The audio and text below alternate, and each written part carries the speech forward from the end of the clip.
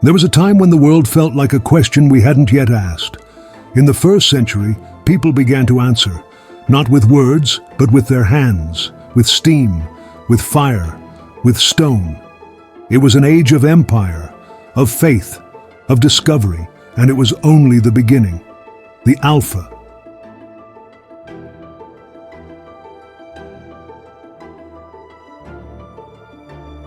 It started in Alexandria. Hero, they called him. But he wasn't the kind of hero who held a sword or marched into battle. He was the kind of man who looked at the steam rising from a boiling pot and saw something the rest of us had missed. He built a simple device, a sphere that spun when the steam pushed through tiny nozzles. They called it an aeolipile, a toy, a curiosity. It was the first step, the beginning of something much larger than itself. In that little spinning ball, Hero had captured a force that would drive the future, power harnessed from the elements. Today we call it steam power, and it runs the engines that pull trains across continents and ships through seas. But even now, it's more than power. It's the way we see the world, a world where the forces of nature don't stand apart from us. There's something we can understand, something we can use. The aeolipile was our first whisper of control over the chaos. The world spins like that. Steam, power, ideas. They start small, almost invisible, and then they grow. And once they start spinning, they don't stop. Just as Hero played with steam, the people of that age found ways to make machines move by themselves. Automata. The first robots, though they didn't look anything like the machines we know now. Temples came alive with statues that moved, doors that opened by invisible hands. These weren't just tricks of engineering, they were dreams made real. In every age, we've looked at the things we can create and tried to make them come alive. What drives us to do this? It's more than curiosity. It's the need to make the inanimate move, to breathe life into the stillness. It's the same instinct that drives modern man to build artificial intelligence today. Back then, it was bronze and gears. Today, it's code and circuits. But the goal is the same, to see what we can make when we mimic life, to understand ourselves through the things we create. And always, in the background, there is the desire to collect knowledge. Pliny the Elder, a man of Rome, thought the world could be understood by writing it down. He didn't write stories or histories, but facts. He catalogued the world, its plants, its animals, its stars. His Naturalis Historia wasn't just a book, it was a way of thinking. To Pliny, knowledge wasn't a distant thing.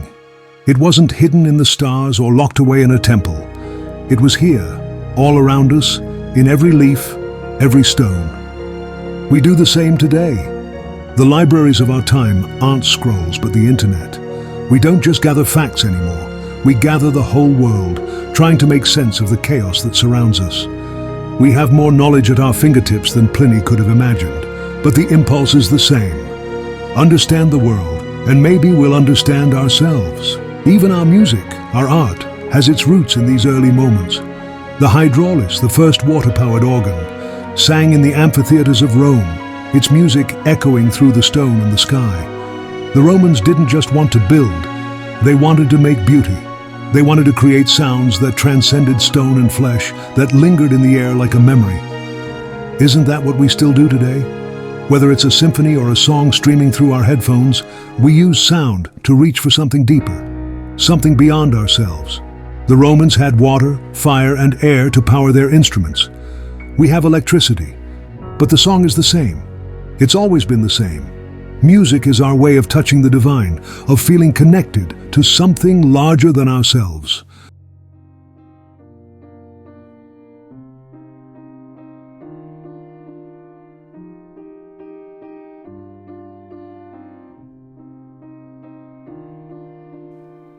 But none of these creations would have lasted without the roads, without the aqueducts.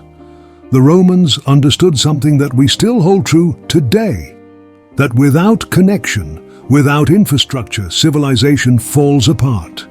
They built roads that stretched across continents, aqueducts that carried water to their cities like veins, bringing life to the body.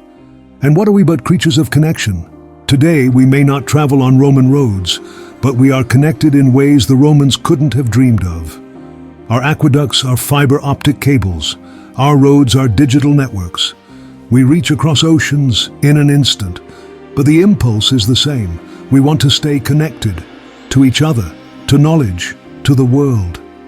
These inventions of the first century, they weren't just technical feats. They were acts of imagination, reflections of who we are, what we value. They were the alpha moments of human civilization, and we haven't stopped. We've built on these foundations just as they built on the discoveries of those who came before them. The first century was a beginning, the first step in a journey that we're still on today. A journey of discovery, of creation, of connection.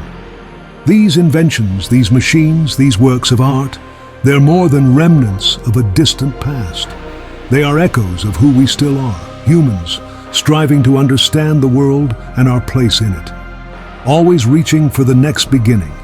This was Alpha, and it never really ends.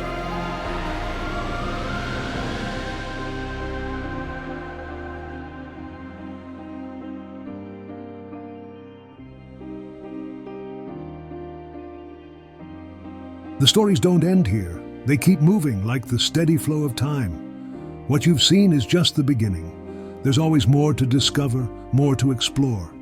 Subscribe to Streamo TV on YouTube, because there's always another story waiting just beyond the horizon.